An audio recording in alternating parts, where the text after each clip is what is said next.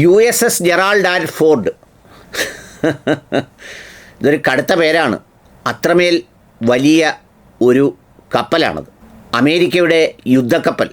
ആ യുദ്ധക്കപ്പലിൽ ഏതാണ്ട് 4500ഓളം സൈനികരെ ഇറാനുമേൽ സമ്മർദ്ദം വർദ്ധിപ്പിക്കുന്നതിന്, യുദ്ധമുണ്ടായാൽ തകർക്കുന്നതിന് വേണ്ടി പോരാടാൻ വേണ്ടി വിട്ടതാണ്. പക്ഷേ അവരിപ്പോൾ കടലിൻ്റെ നടുക്ക് കിടന്ന് പോരാടുന്നത് മറ്റൊരു സംഗതിക്കാണ്. ആ സംഗതിയിലേക്ക് വരുന്നതിന് മുമ്പ് ഇറാൻ അമേരിക്ക അണുവായുധ കരാറുമായി ബന്ധപ്പെട്ട പരോക്ഷ ചർച്ചകൾ നടക്കുകയാണ്.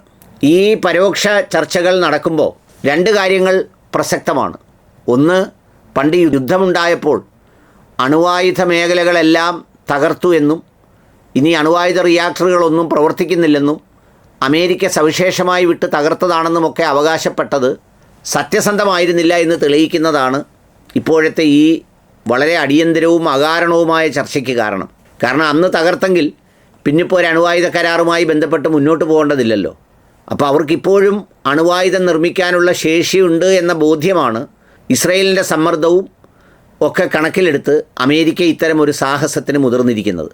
അത് പൂർണ്ണമായും ലക്ഷ്യത്തിലെത്തും എന്ന് വിചാരിക്കുന്നില്ല. അതിങ്ങനെ മൂപ്പിച്ച് കിടക്കുകയാണ്. ഇനി പോരാട്ടത്തിലേക്ക് വരാം. ഈ 4500 സൈനികർ ഇറാനെതിരെ പോരാടാൻ പോയവർ ഇപ്പോൾ സംഭവിച്ചിരിക്കുന്നത് പുറത്തു പറയാൻ കൊള്ളത്തില്ല. കപ്പലിൻ്റെ മാലിന്യ സംസ്കരണ സംവിധാനവും സീവേജ് സംവിധാനവും എല്ലാം തകരാറിലായി. ആ കപ്പലിനകത്ത് മൊത്തം 450 മുതൽ 500 കക്കൂസ് വരെയാണുള്ളത്. ആ കക്കൂസിൽ ഏതാണ്ട് പകുതിയോളം എണ്ണം ഇപ്പോൾ ചീത്തയായി. യുവത്തുങ്ങൾക്ക് ബാക്കി കാര്യങ്ങൾ സാധിക്കാൻ ഒരു മാർഗവുമില്ലാതെ അതിൽ കിടന്ന് പെടാപ്പാട് വിടുകയാണത്രേ. പണ്ട് ഖത്തറിൽ ഫുട്ബോൾ കളി കാണാൻ വന്ന വിദേശികൾ ടിഷ്യൂ പേപ്പർ മാറ്റി വെള്ളമൊഴിച്ച് കഴിയപ്പോഴുണ്ടായ ആ വ്യത്യാസം ചിലരൊക്കെ ട്വിറ്ററിൽ രേഖപ്പെടുത്തിയതുപോലെ വളരെ സവിശേഷമായ ഒരു പോരാട്ടത്തിന് ഈ സൈനികർ വിധേയരായിക്കൊണ്ടിരിക്കുകയാണ്. കടലും ഉപ്പുവെള്ളവുമൊക്കെ പരിസരത്തുണ്ടെങ്കിലും സായിപ്പിന് അത് അത്രമേൽ അങ്ങോട്ട് ഇണങ്ങുന്ന ഒരു കോമ്പിനേഷനല്ല എന്ന് മാത്രമല്ല, ആ ശരീരഘടനയിൽ ചിലപ്പോൾ ആ വെള്ളമൊക്കെ വളരെ അവിചാരിതമായ ഒരുപാട് പ്രതിസന്ധികൾ സ്ഥാനത്തുമൊക്കെ സൃഷ്ടിക്കാൻ സാധ്യതയുണ്ട് എന്നുള്ളതുകൊണ്ട് വളരെ ശ്രദ്ധാപൂർവം കൈകാര്യം ചെയ്യേണ്ട ഒരു മേഖലയാണ്. ഇപ്പോൾ ഈ സീവേജ് സിസ്റ്റവും തകരാറിലായി, ഈ സംവിധാനവുമൊക്കെ തകരാറിലായപ്പോൾ ഇതിന് വേറൊരു പരിഹാരമില്ലല്ലോ.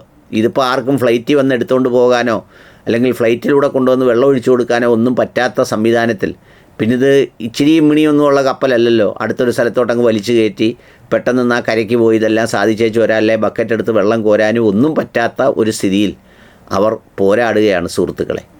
അതൊരു പ്രതിസന്ധിയാണ്. 45 മിനിറ്റ് 1 മണിക്കൂറൊക്കെ ഉള്ള ബാത്റൂമുകളുടെ മുന്നിൽ ക്യൂ നിൽക്കേണ്ടി വരുന്ന വേദനയൊക്കെ പറഞ്ഞ് വൈറ്റ് ഹൗസിലേക്ക് പട്ടാളക്കാർ കത്തെഴുതിയിട്ടുണ്ട് എന്നൊക്കെയാണ് പറയുന്നത്. ഏതായാലും അവർക്ക് ദൈവം ശാന്തി നൽകട്ടെ, പ്രത്യേകിച്ച് ഈ റമദാൻ മാസത്തിൽ.